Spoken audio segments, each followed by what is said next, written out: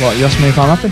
Listen, I've got £87 million in the bank. I've got a Rolls Royce. I've got 3 stalkers. I'm about to go on the board at Manchester City. I'm part of the greatest band in the world. Am I happy with that? No, I'm not! I want more!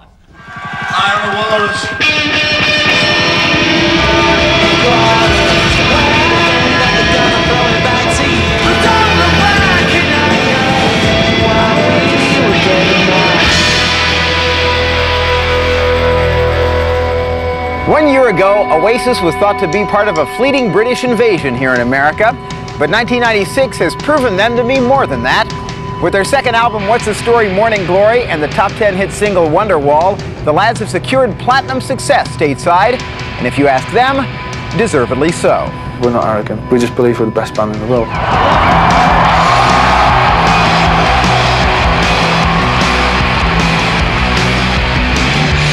Modest is not a word often used to describe Oasis. 5 working-class lads from Manchester and London, England, fronted by 2 high-spirited and often quarrelsome brothers, Liam and Noel Gallagher. Rock and roll is about being yourself, and I want a fucking photo and a drink. Rock and roll's about music.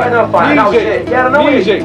Music. It's not about you, it's not about me. Well, there's not much else going on in the band really is apart from me and him. I mean, the other 3 are like 3 plant pots, aren't they? Backbeat, the word is on the street that the fire in your heart is out. Bickering aside, Oasis has managed to break through the recently anti-Brit US charts behind the strength of their single Wonderwall, a feat that in a rare instance of humility, Noel Gallagher questioned. So I was looking at the interview we did with you, I think it was about a year ago when you guys did the Palace in LA, and I remember you saying, well, let's first of all, to be brutally honest about it, I don't think Oasis are going to have a top 10 in America anytime soon. So I thought that was a brilliant quote for you to say that. Did I say that? You did say that. We have it on tape. Yeah. If we're going to be brutally frank about it, I'm not likely to get a top 10 single in America. It's quite surprising me said we wouldn't have a top 10 hit. That's not like me. Wonderwall.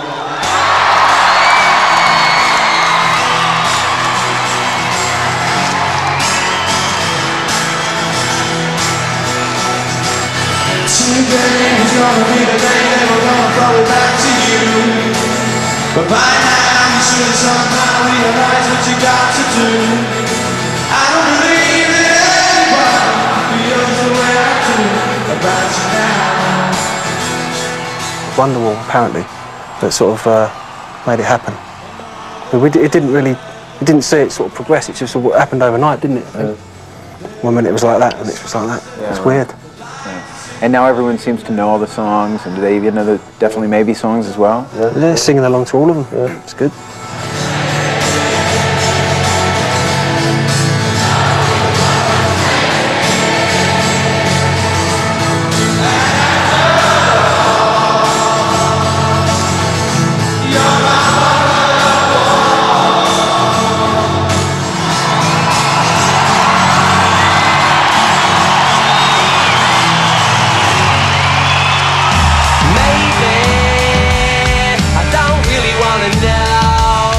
Wonderwall is a track on Oasis' second album.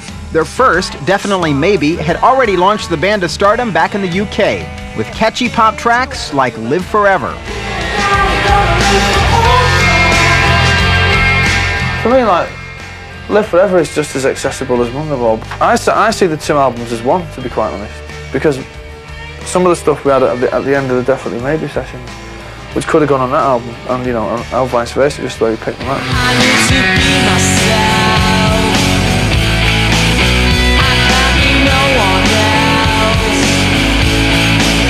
I'm feeling supersonic. Give me gin and tonic. You can have it all, but how much do you want it? I think it's got a bigger sound. I don't know. It's not. I don't know. It's just a bit. I don't know. It's a bit more. It's got a bit of an American feel to it and all.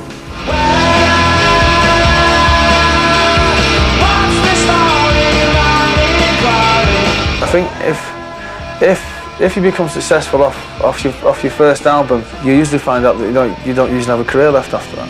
But I think that with any big successful band like the likes of U2 and Nirvana even, it takes a couple of records before people start getting into the group. I'm a rock and roll star. With sales of over 7 million copies worldwide, Morning Glory has thrust Oasis into the spotlight. And fame seems to sit so well with the band that they just can't understand why some of their contemporaries shun it. I hate pop stars who go and whine about the price of fame and this, that and the other. Let me just tell you that being famous is great. I love it, man. I think it's the best when you get stopped walking down the street for an autograph. That's the best feeling in the world.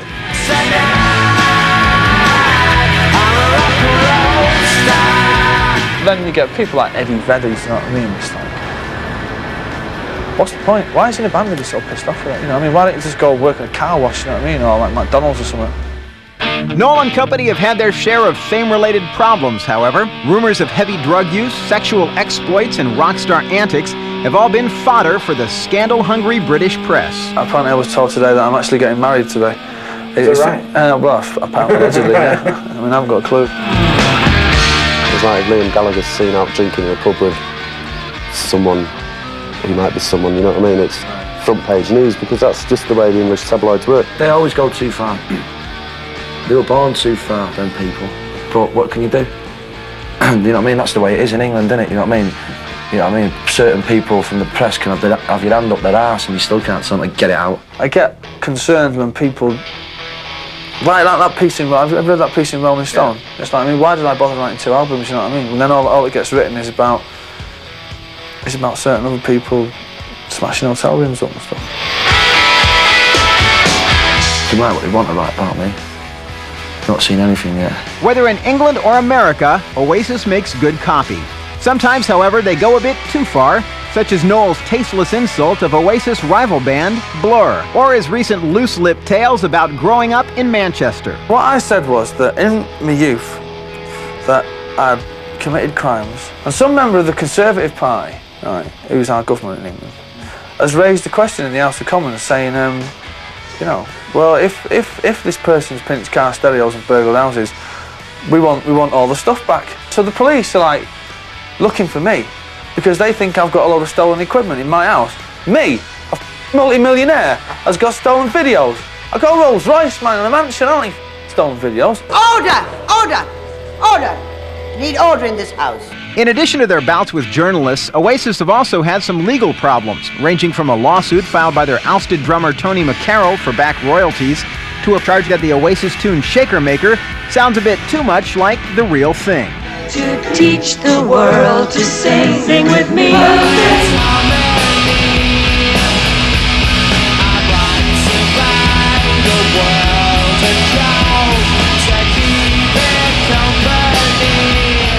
We just put it in just for the fun, you know, for the crack. Everyone's suing us these days. It's just music. Someday you will find me caught beneath the landslide in a champagne supernova in the sky. With tracks like Champagne Supernova, What's the Story Morning Glory has secured a place for Oasis as a preeminent English band stateside. Still, they don't see themselves as UK ambassadors leading the charge of a 90s British invasion. We're not here to represent England because the music in England's crap anyway. And you know, if there was any decent bands in England who we could do a favour for by maybe taking America or whatever, you know, I'd be happy to stand up and say, yeah, England this, England that, but there isn't, so we won't.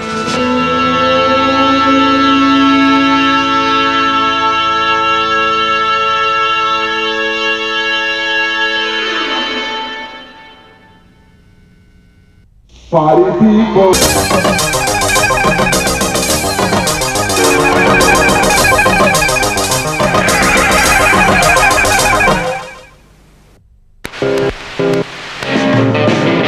Slip inside, don't look back in anger. We're getting high. While Oasis are by no means a one-man band, creative control does rest in the very capable hands of guitarist Noel Gallagher. As the group's sole songwriter, the pressure is on him to keep coming up with those catchy Beatlesque melodies. And in typical Gallagher fashion, Noel's not shy about expressing his own musical tastes. I don't think music should be clever or be avant-garde or artistic. I hate art in music. You know, all this pompous art rock like Sonic Youth and all that, sticking guitars in dustbins, and, you know, and playing them with screwdrivers and that. I mean, f that, let's rock.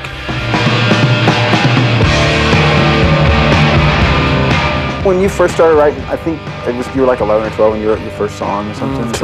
Yeah. Did you get like, were people encouraging you, saying, "Hey, that's good, you should do more of this"? Or? No, people were laughing. Really? Yeah, going, "What are you doing?" I want to be a songwriter. Go for that. What, you know what I mean, songwriter? Why can't you be a drug dealer like the rest of us?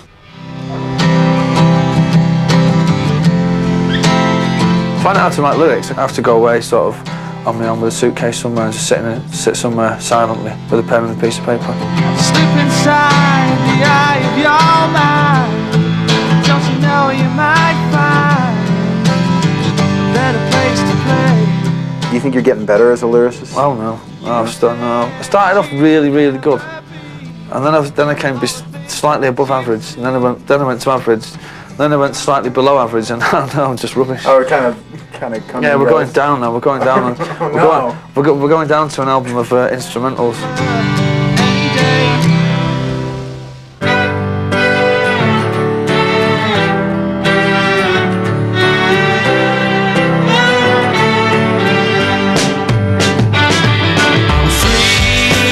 One thing that sets Oasis apart from many bands is that their vocalist does not write their lyrics.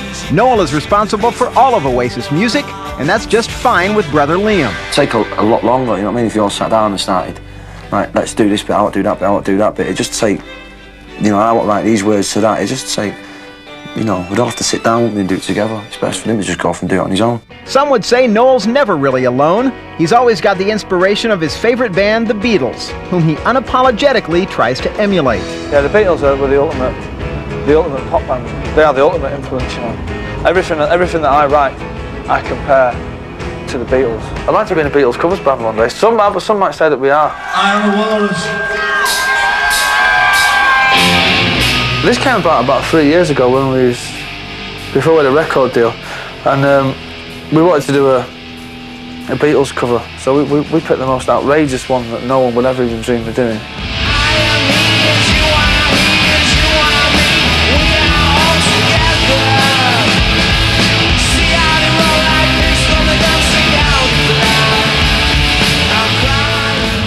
People go, it's going to attempt to play out of the bottle. This will be funny, watch this.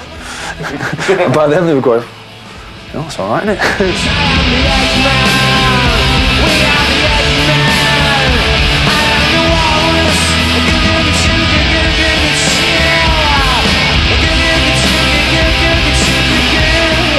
I've heard all the comparisons with the Beatles. Right. I think they're better. Beatles comparisons? What do you think about these Beatles comparisons? On the Beatles. Yeah. Oh yeah. Oh yeah. Beatles, wow. Not in the same league. Oh, I don't think they sound a thing like the Beatles. I think they're trying to rip them off, and it's just a trendy thing. Noel and company don't shy away from such accusations. In fact, they've even gone as far as borrowing some Lennon-McCartney references in the studio, sometimes blatantly.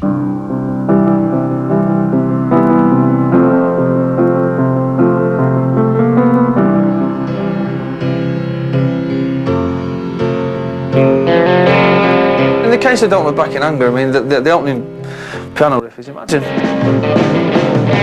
inside the eye of your mind. Don't you know you might find a better place to play? I suppose 50% of it is put in there to wind people up, and the other 50% is saying, look, this is how songs like Don't Look Back in Anger come about, because they're inspired by songs like Imagine. Right.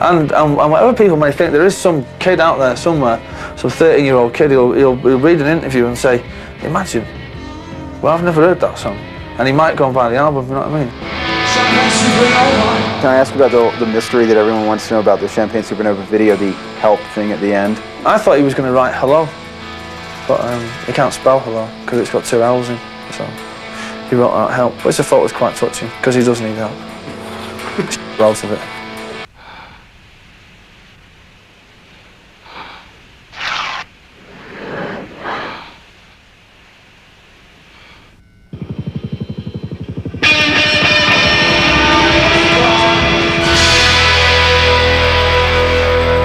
One thing that sets Oasis apart from their British pop contemporaries, and one possible factor in their US breakthrough, is their willingness to tour America.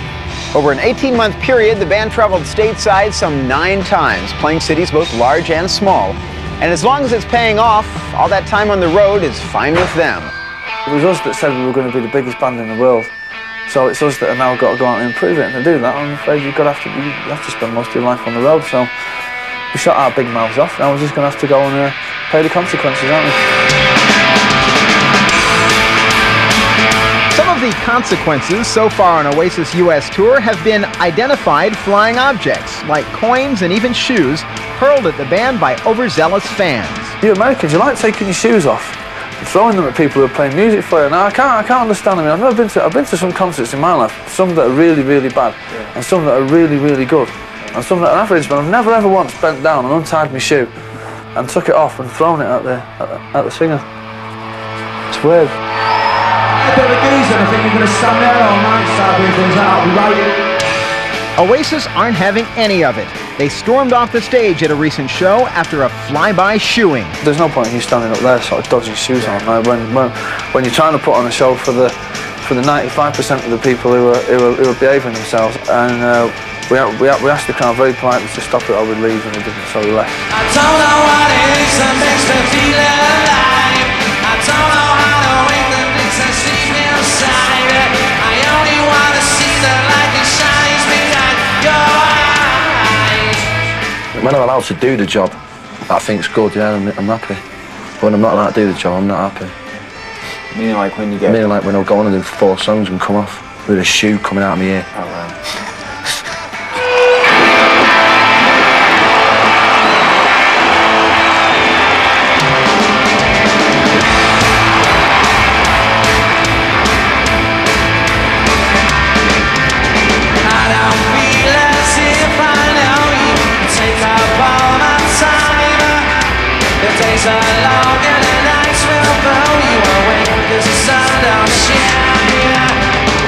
Besides throwing shoes, the band has found that US audiences have other distinctive traits. If you go to England, the crowd jump up and down. They go side to side. You go to America and they just fly over each other's heads, you know what I mean? They do a bit of that.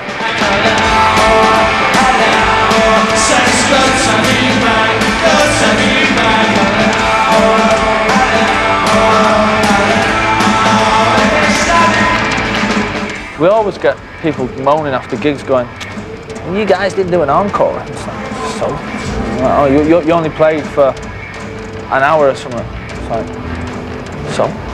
Well, what do you want for $10 or however much it is, you know what I mean? Like, what do you want, blood?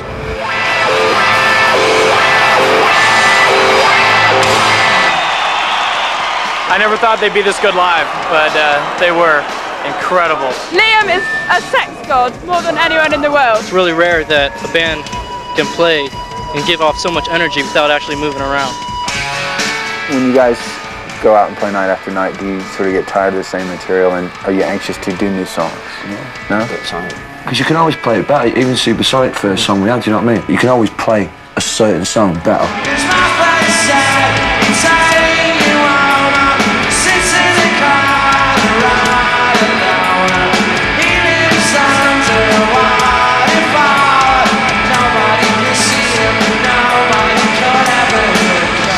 We just play our music, and then we should just be judged as musicians.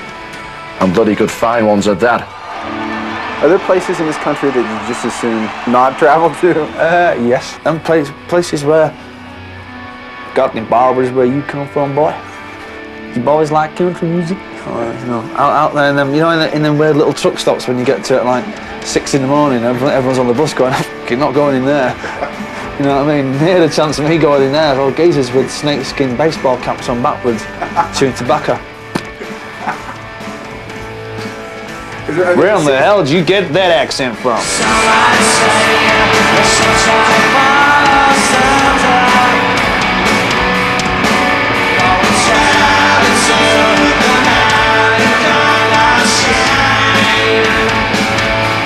What about hotel life? Is it terrible? Hotel food? Hotel food, dreadful. Yeah. Room services isn't young. Room service, terrible. But being in a band is great.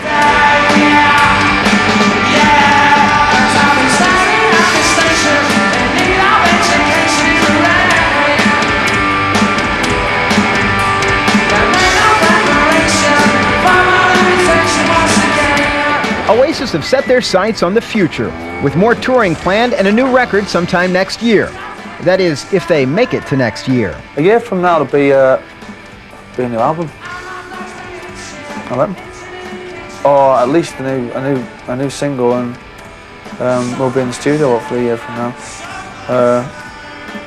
fretting over what the next record's going to sound like in the studio, fighting and arguing, and splitting up, of course, you know. I've left once.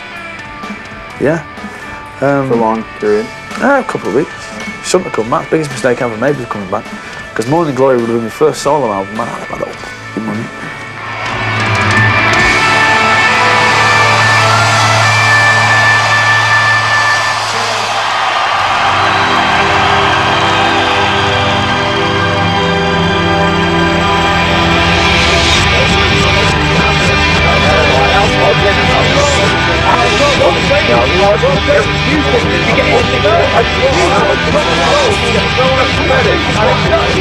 No